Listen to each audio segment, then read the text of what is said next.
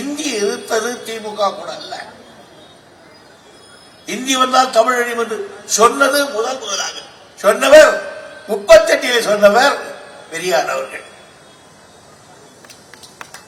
அதுக்கு பிறகுதான் நாம் சொன்னோம். அப்ப பெரியார் கிட்ட இருந்தவங்க எல்லாம்.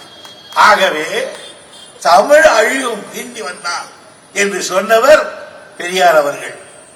ஆனால் இன்றைக்கு அந்த பெரியார் ஒழிகை இருக்கிறார் என்றால் இதை விட ஒரு நன்றி கெட்டத்தனம் வேறு ஏதாவது இருக்குமா?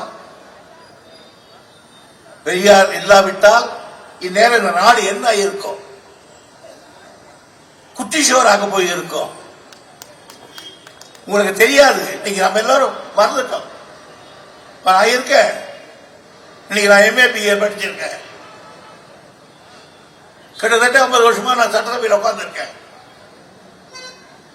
5-6 முறை மந்திரியாக இருக்கேன். என்ன பெரிய தாராவுக்கு பையன் நான். ஒரு ஏழை விவசாயி பையன். அவன் படிக்கிறதுக்கு ஆர்வம் கொடுத்தது யார்? கம்யூனிஸ்டை கொண்டு வந்து கொடுத்தது யார்? இந்த இயக்கம் அல்லவா? பெரியார் அல்லவா? அது பெரியாரை பற்றி பேசுவது என்பது மிக கேவலமான செயல். இப்படிப்பட்ட எண்ணங்களை உருவாக்குவது எதையே பேசலாம். அவரால் கொஞ்சம் முரட்ட கூட முடியவர். எடுத்தேன் பேசுவார்.